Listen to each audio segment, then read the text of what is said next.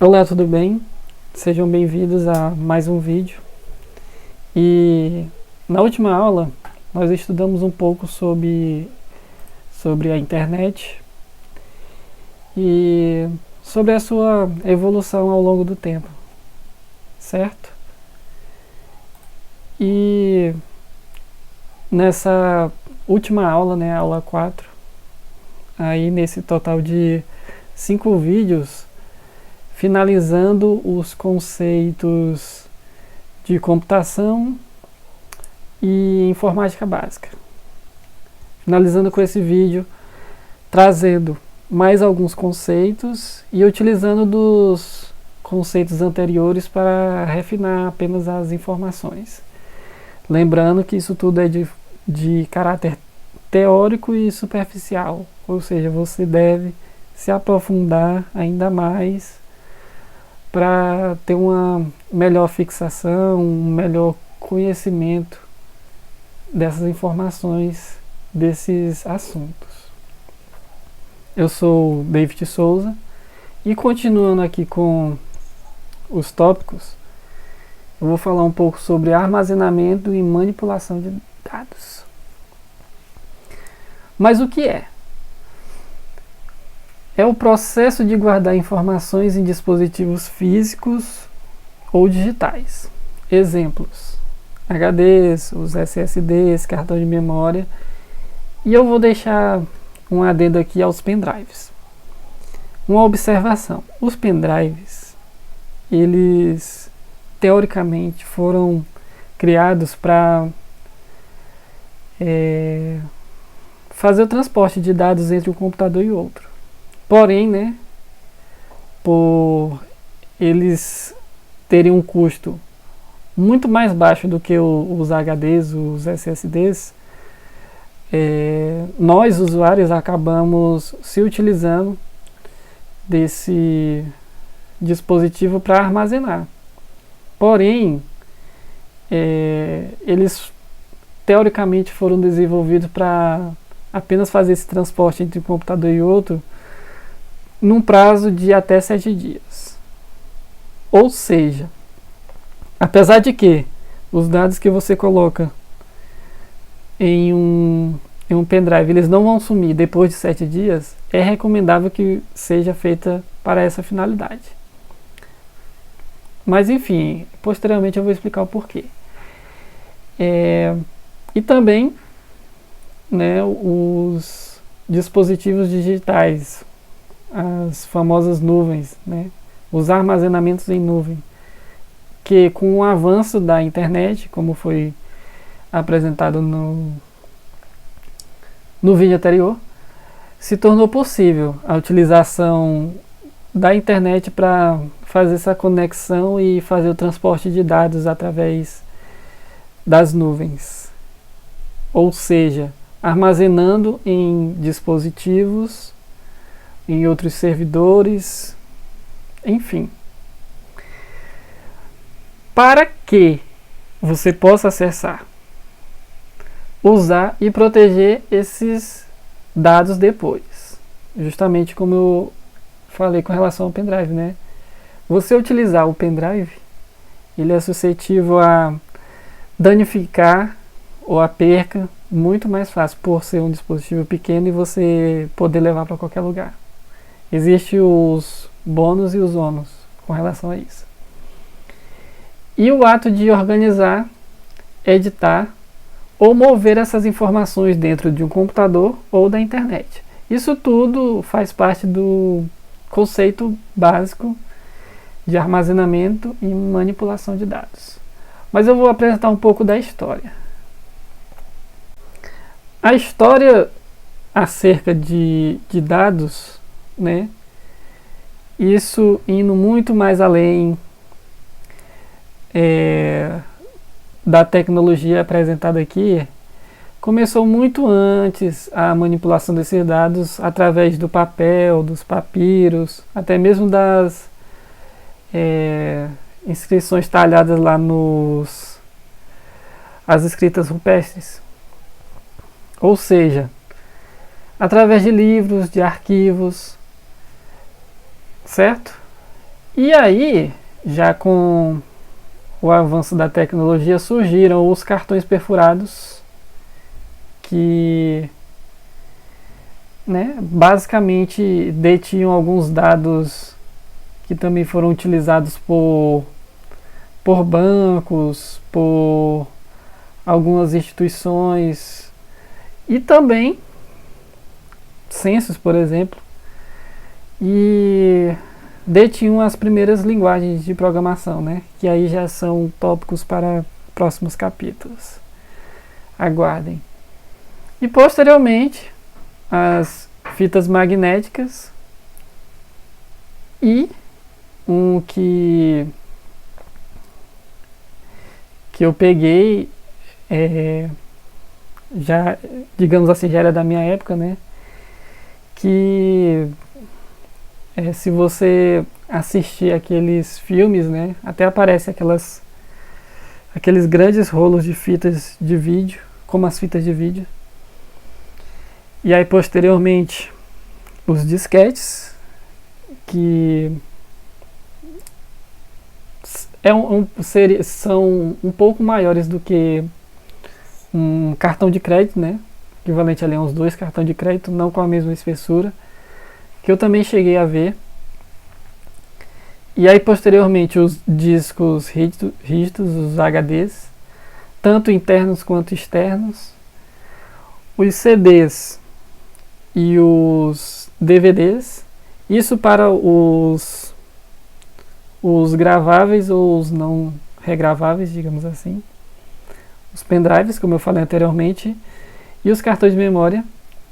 E aí foram avançando com o armazenamento em nuvem, a evolução das ferramentas de manipulação de manualmente para digitalmente e, posteriormente, o acesso à edição remota desses dados através da manipulação em nuvem e de dispositivos móveis, certo?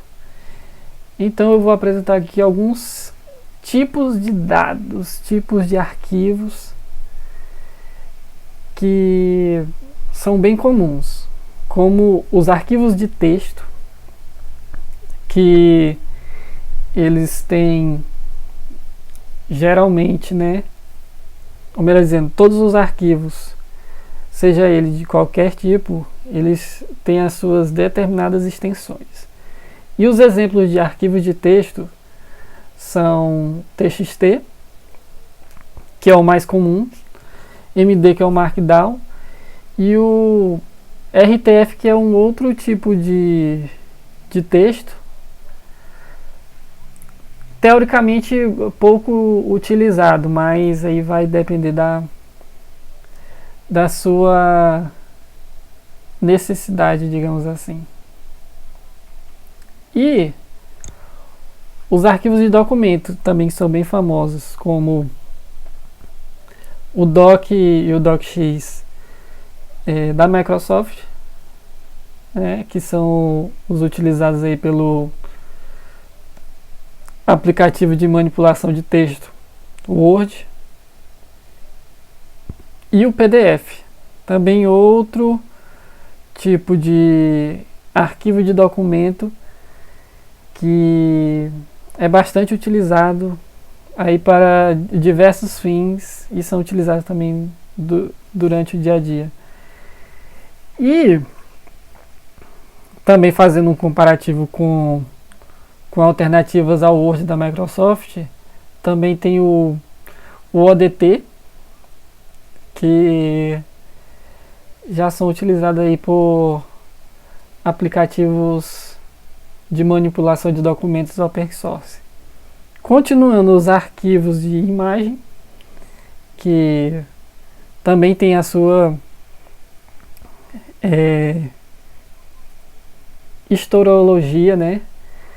E aí vão vários tipos de arquivos, mas os que eu apresento aqui são o PNG, que seria o mais famoso, o JPG, também outro Aliás, o JPG é mais famoso do que o PNG, mais utilizado aí nas câmeras fotográficas.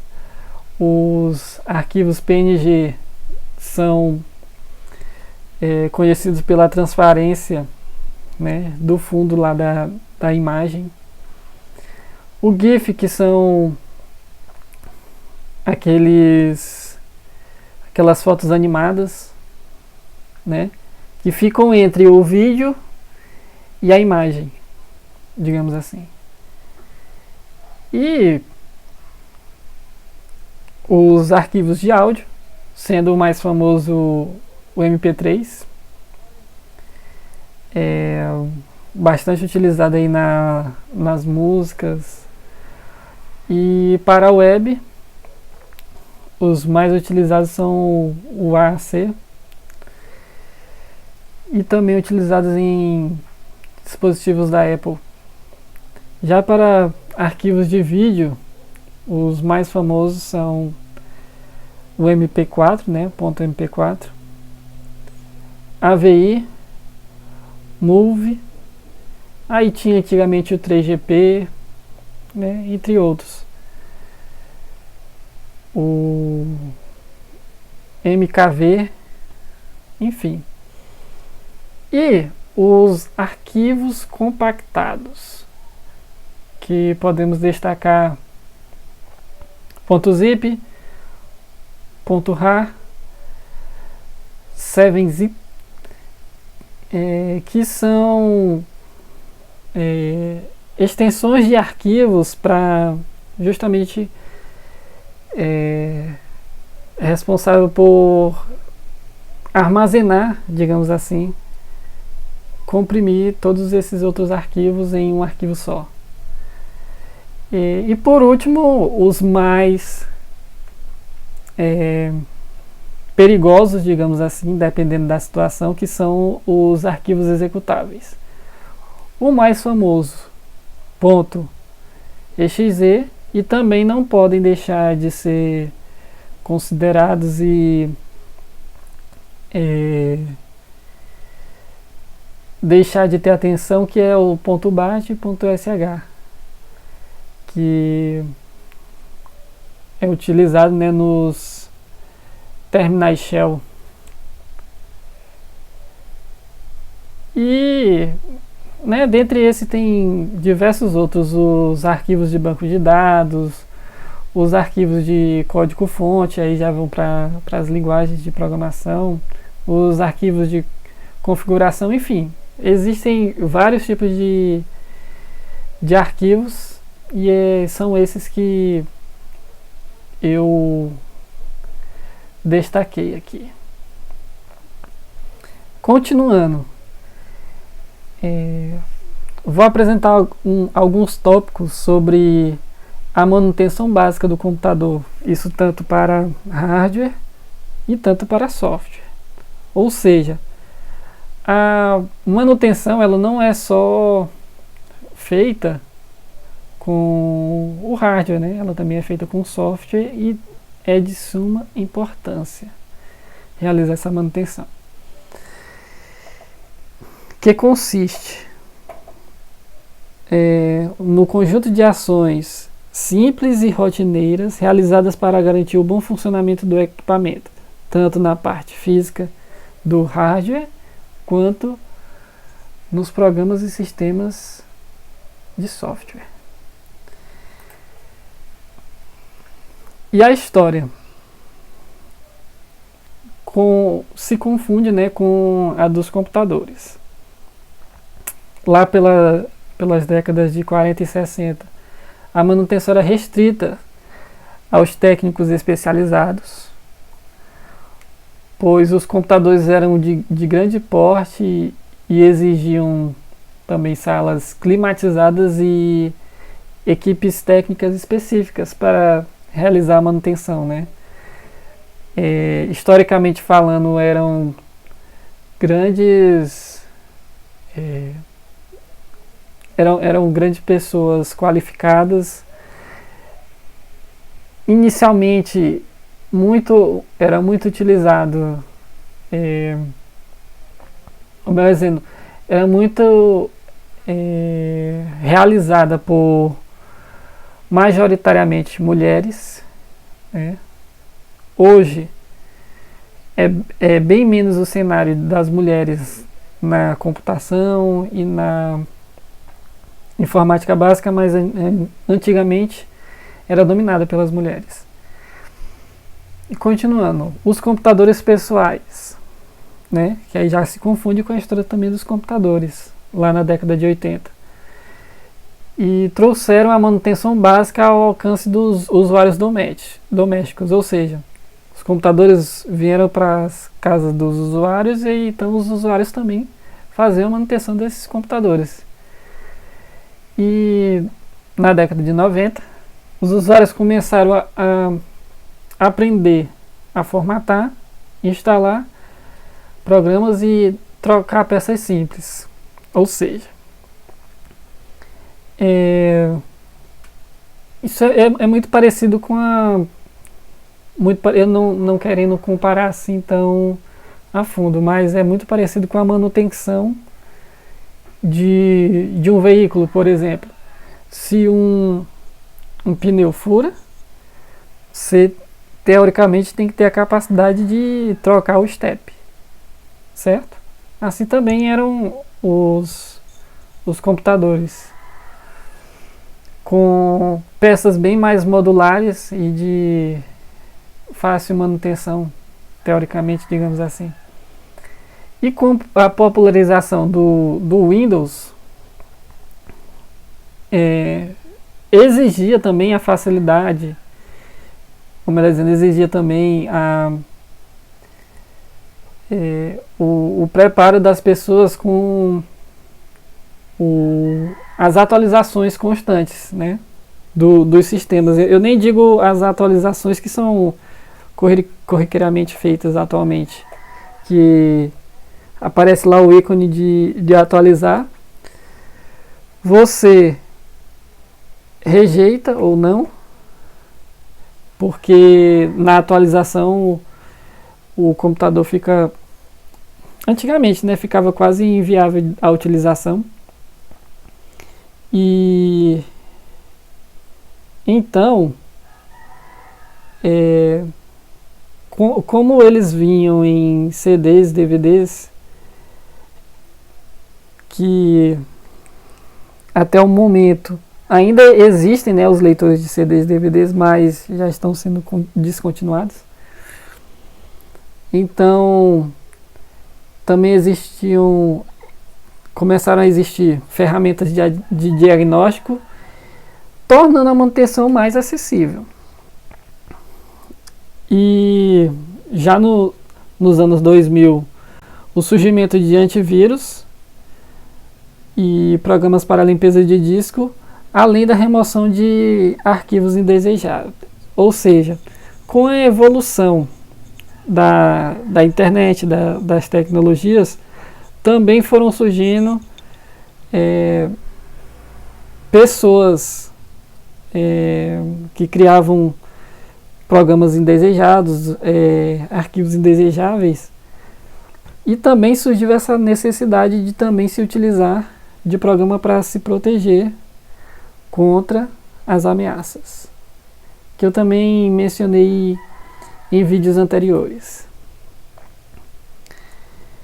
E continuando, né, nos anos 2000, também foram surgindo programas de otimização e desfragmentadores, né, que se tornaram bem comuns na manutenção de discos, digamos assim. Além do advento da internet, também o suporte remoto e a manutenção via WhatsApp, com aquele suporte que passou a ser comum, facilitando a resolução de problemas, né, através das atualizações realizadas remotamente, com os softwares sendo atualizados automaticamente da década, né, de 2010 até o presente momento. onde foram se desenvolvendo aplicações que realizavam a limpeza, as atualizações e os backups, que também são muito importantes. Isso dependendo também dos dados, porque os backups eles geram custos, né? Ou seja, você vai ter uma cópia do arquivo de determinada situação. Pode ser até inviável fazer isso, mas dependendo do dado é essencial. E chegamos até hoje em dia com a manutenção simplificada de sistemas mais estáveis e atualizações mais automáticas e tutoriais online como esses se tornando mais acessíveis e ainda mais simplificados. Continuando falando sobre a manutenção, eu vou apresentar aqui alguns tópicos muito importantes, né? Existem dois tipos de manutenção, começando, que é a manutenção preventiva, e ela ocorre antes do problema acontecer, propriamente dito.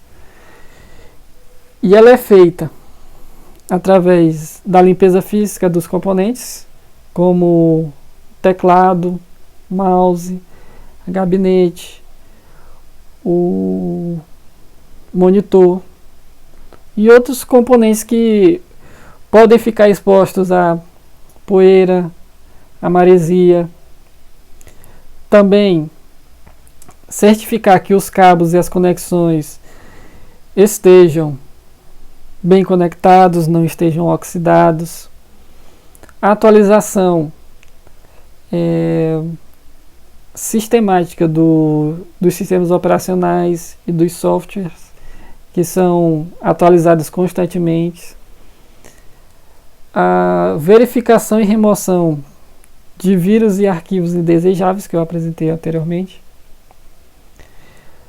A desinstalação de programas não utilizados, ou seja, quando você sente que o seu computador, o seu dispositivo está pesado demais, pode ser que não seja apenas falta de atualizações, também podem ser arquivos ou programas que você deixa de apagar e eles podem até, né, causar esses transtornos. Os backups de arquivos de extrema importância,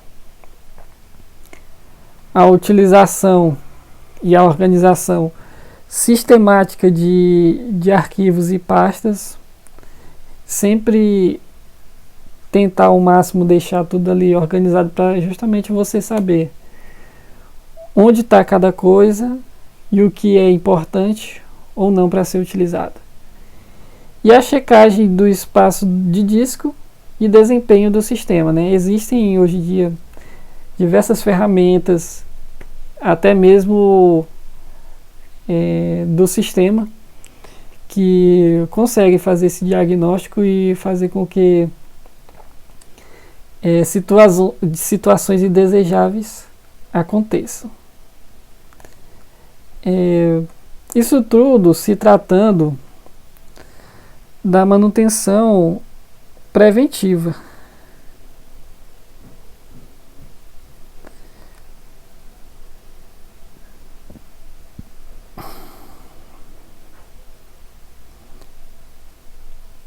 E também existe a manutenção corretiva, que é quando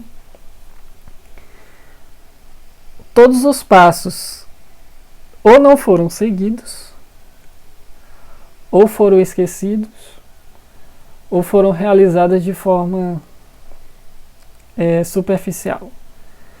E é recomendado que sejam utilizado peças originais, utilizado mão de obra qualificada para evitar certos transtornos futuros. Então, é isso que eu tinha para apresentar. Deixo aqui meu muito obrigado.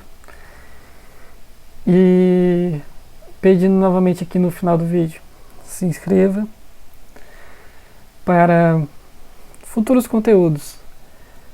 Ative o sininho para as atualizações. Deixa o like, compartilha e deixa o seu comentário, deixa sugestões para vídeos futuros. Se achou que faltou alguma coisa, deixar a sua opinião é muito importante. Então é isso.